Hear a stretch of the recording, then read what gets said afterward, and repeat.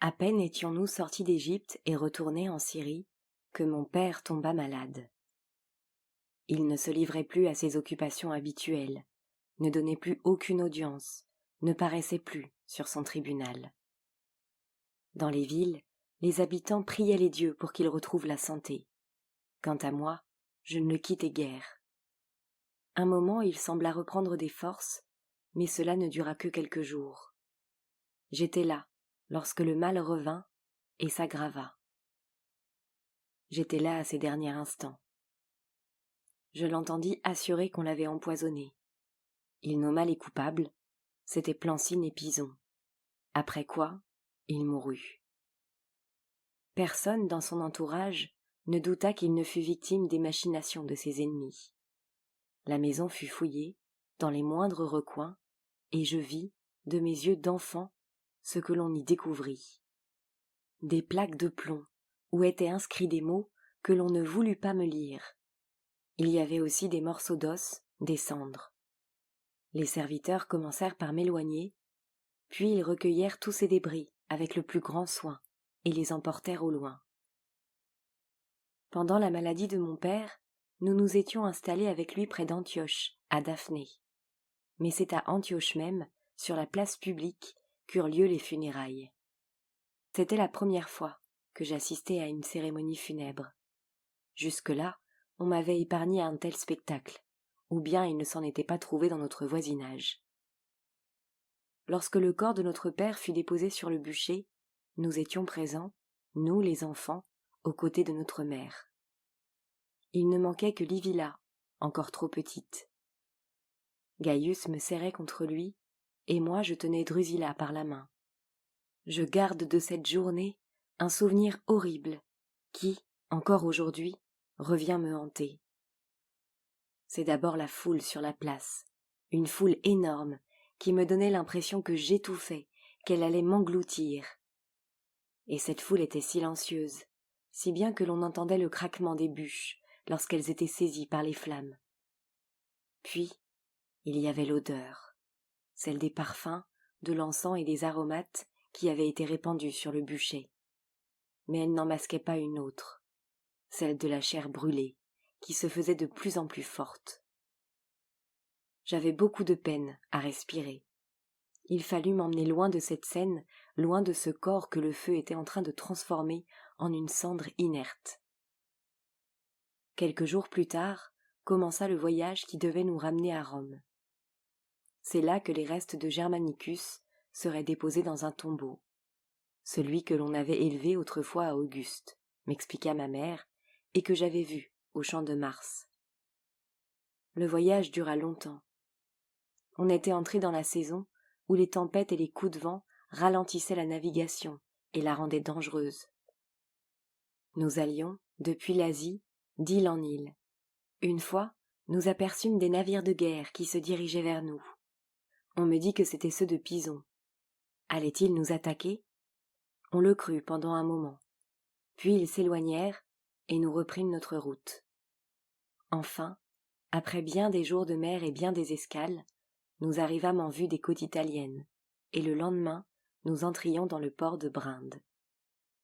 De nouveau, il me fallut affronter la foule.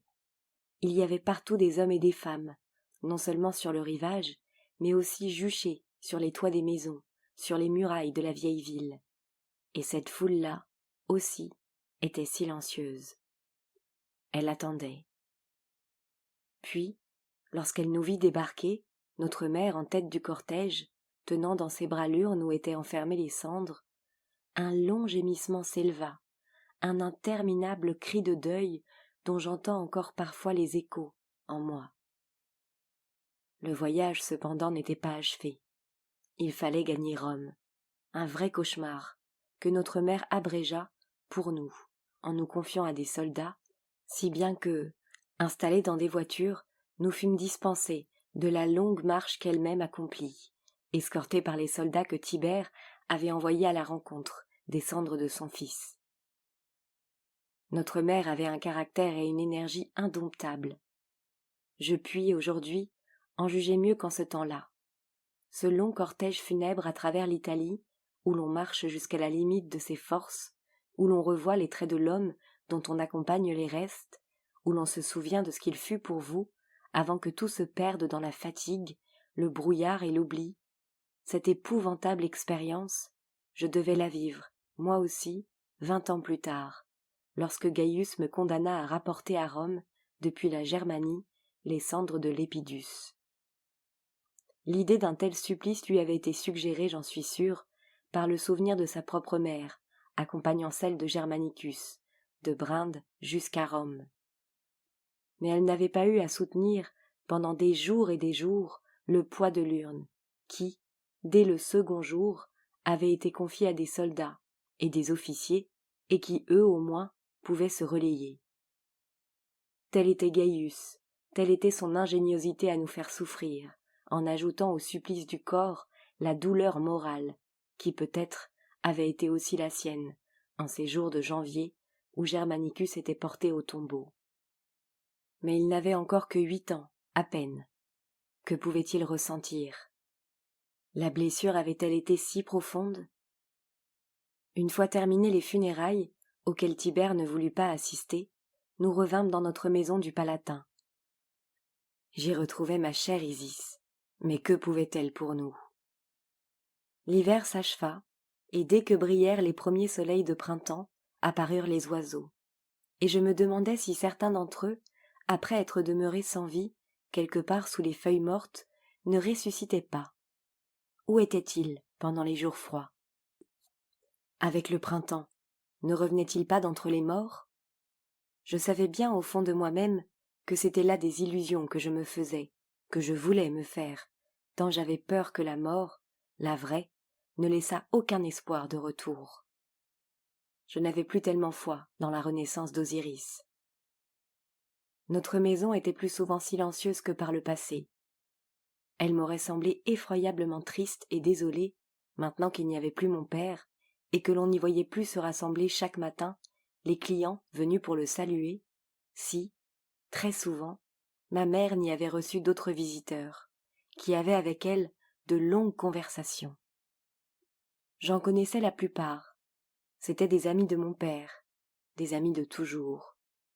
Quelques-uns avaient assisté à sa mort, en Syrie, et lui avaient promis de le venger, car tous, comme Germanicus lui-même, étaient persuadés qu'il avait été empoisonné, et que le coupable ne pouvait être que Pison.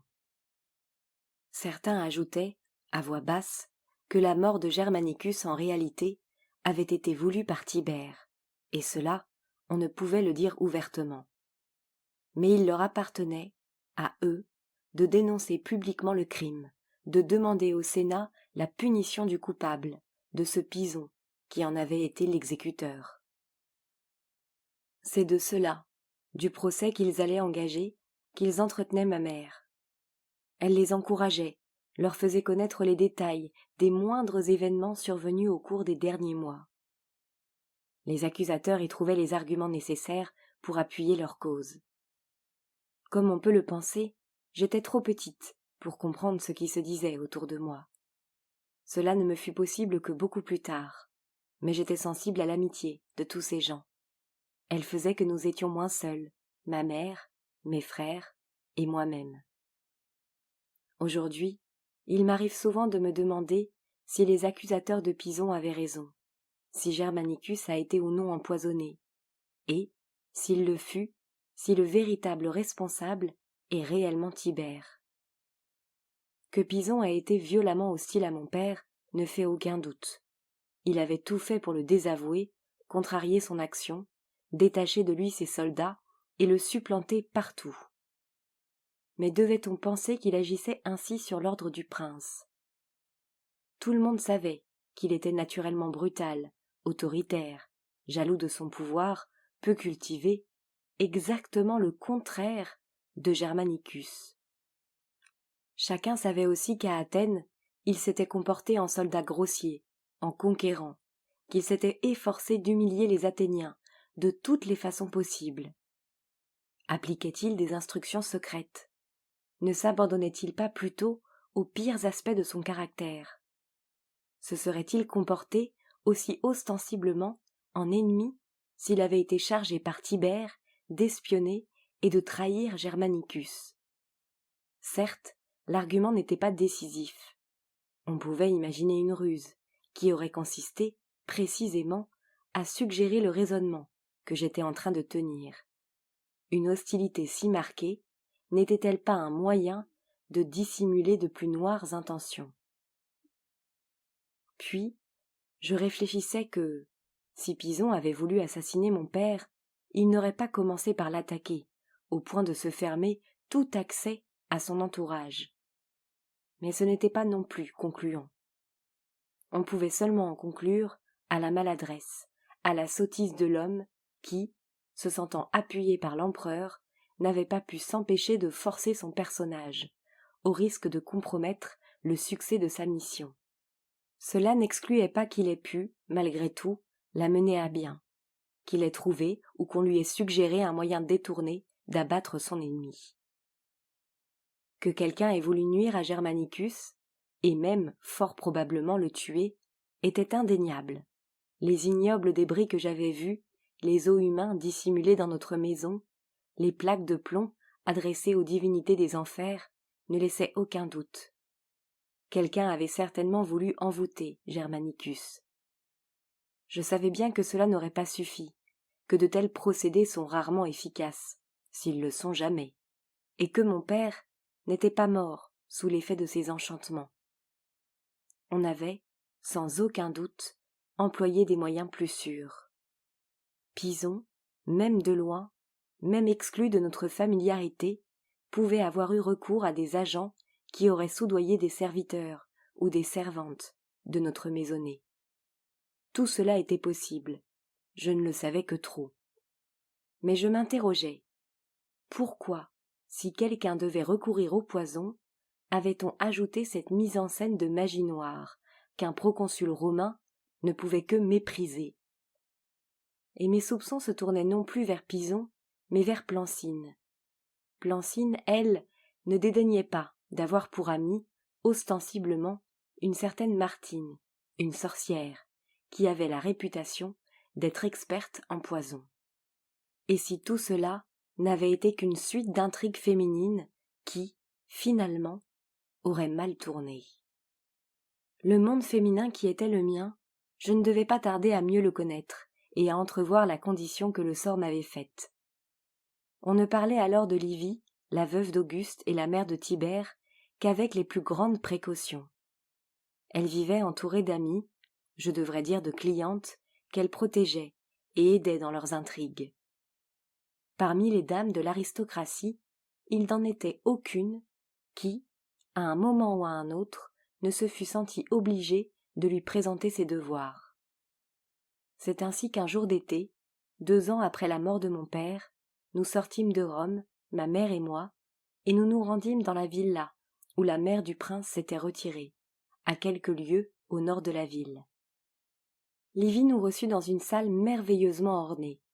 Les 4 murs étaient recouverts de peintures où l'on voyait des feuillages, des bosquets, des oiseaux, tout un admirable jardin dont on ne savait s'il n'était pas réel tant l'imitation était parfaite. La demi-obscurité qui régnait dans cette pièce contribuait à y maintenir la fraîcheur apportée par 2 fontaines d'eau vive. Plusieurs servantes entouraient Livie, qui m'apparut comme une très vieille dame, à l'aspect fragile. Du moins était-ce l'impression qu'elle donnait lorsqu'elle restait silencieuse.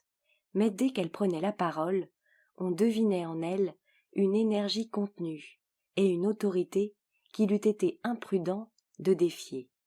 « Ma chère fille, dit-elle, lorsque ma mère s'avança vers elle et s'inclina pour la saluer. Ma chère fille, je comprends que dans ton deuil, il ne t'ait pas semblé possible de me rendre une visite que j'attendais.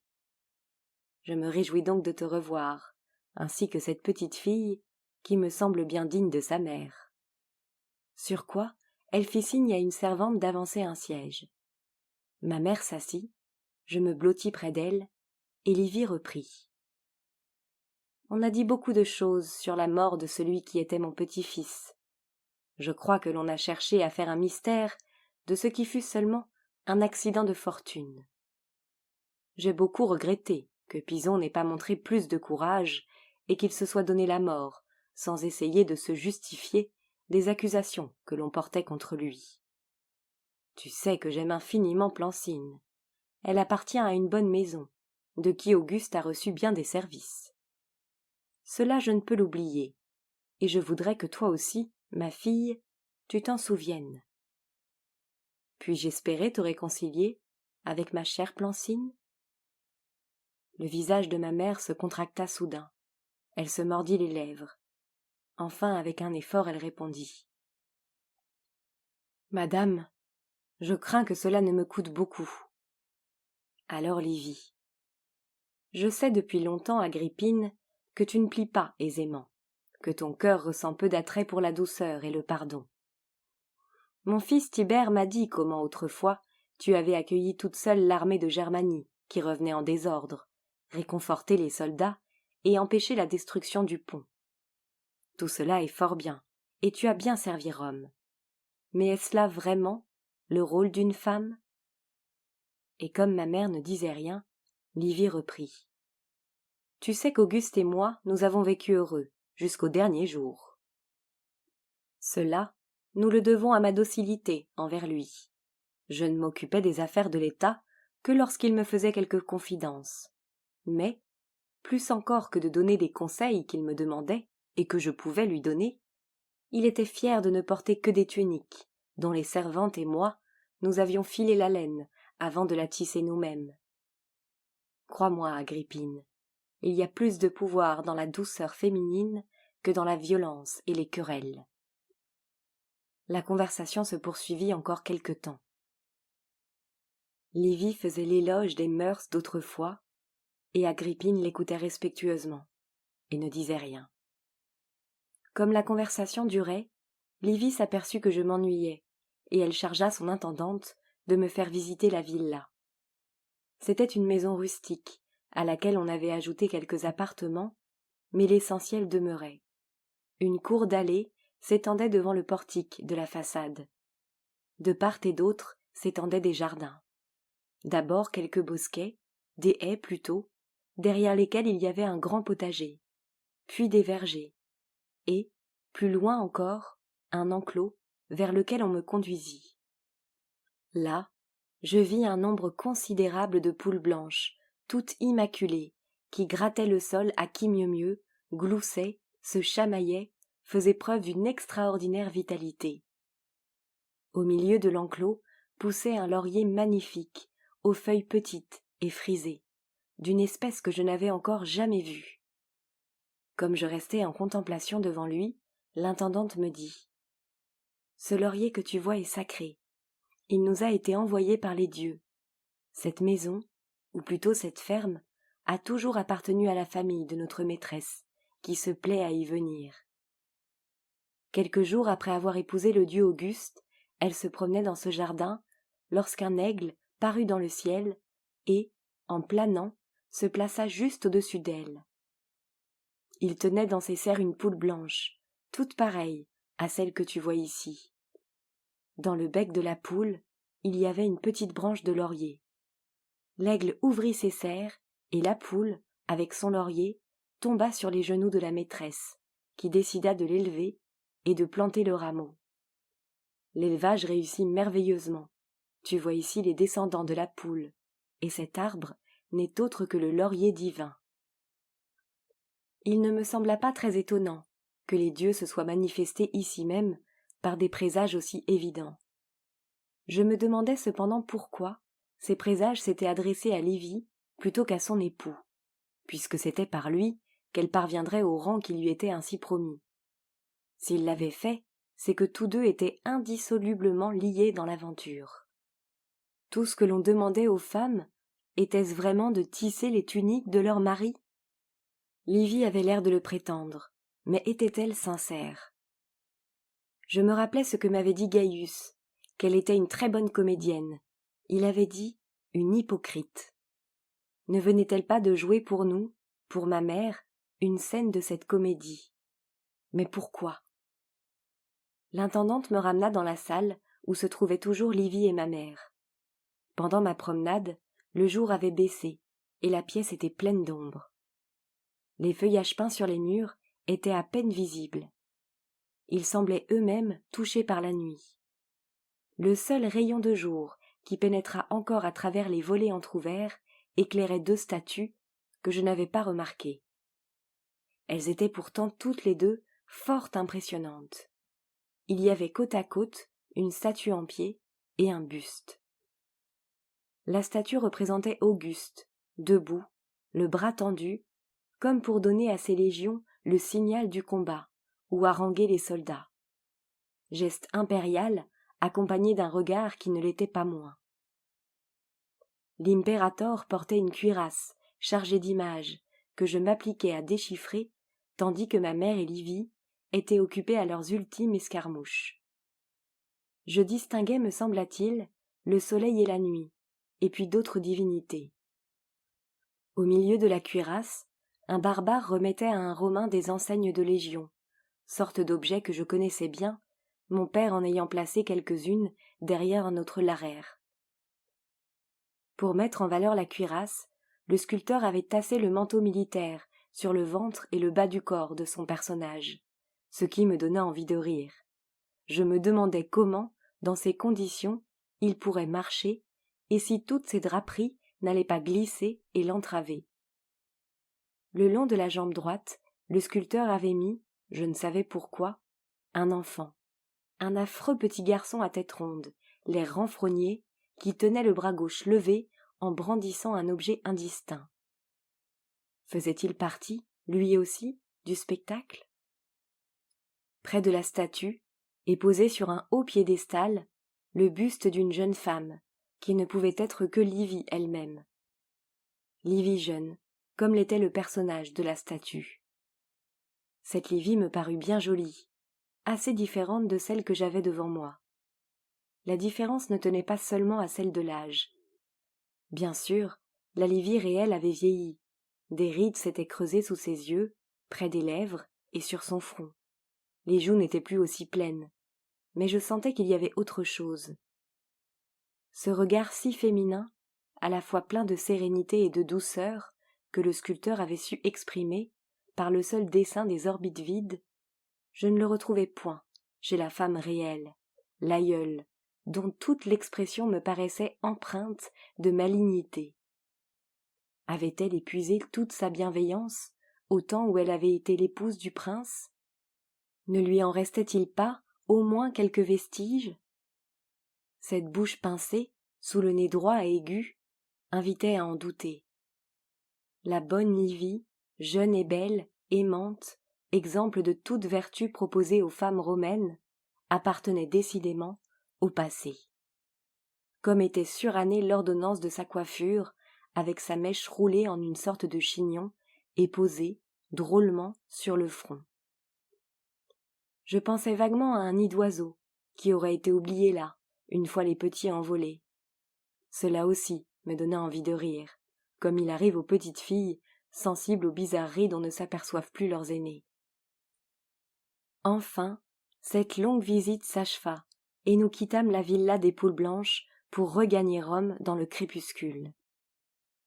Tandis que notre voiture suivait la voie flaminienne qui nous ramenait en ville, ma mère, je le voyais, ne parvenait pas à dominer l'irritation que lui avaient causé les propos de celle que l'on appelait l'Augusta. Nous restions toutes 2 silencieuses, tandis que nous longions les villas qui bordent la route. Le parfum des pins venait jusqu'à nous.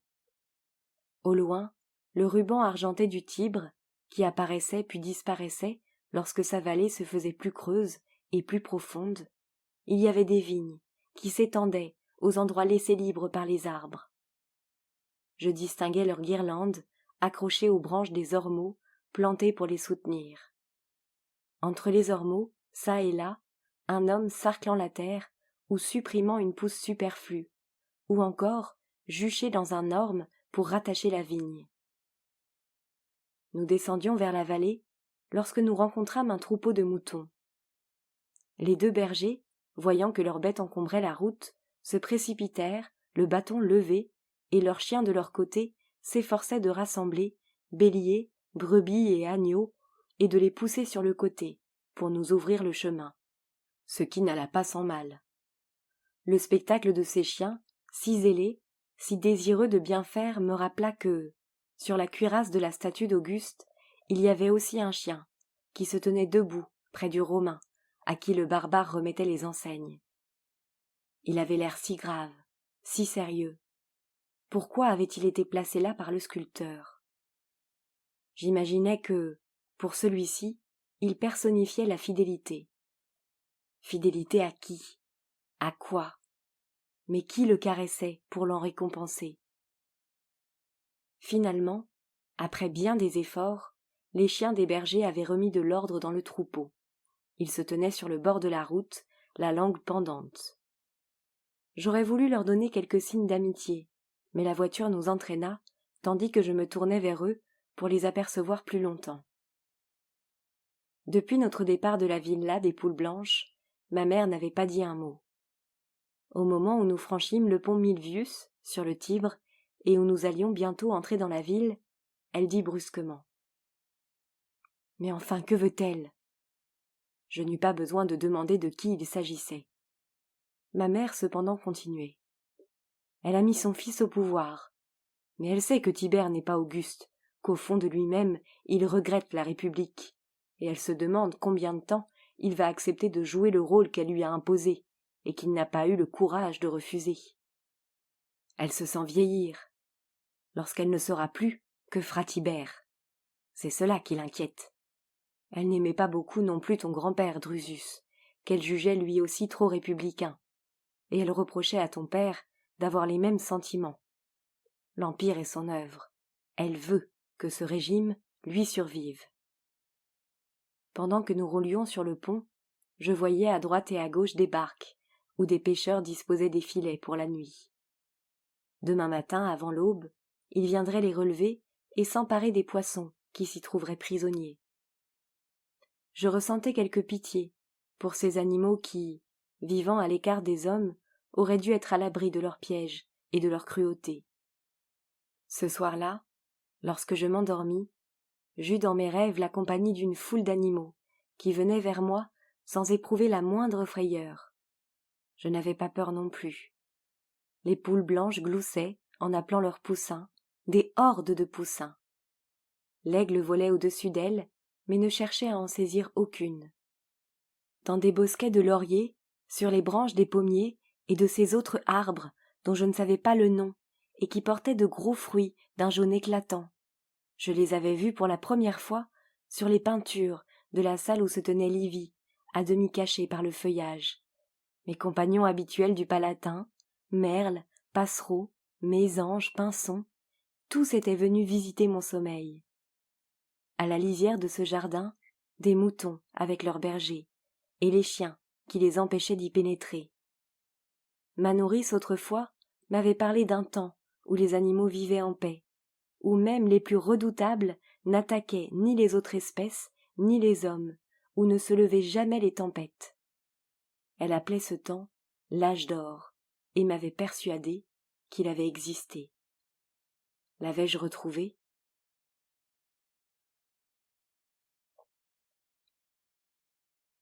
Fin du livre 1, Le temps de mon père.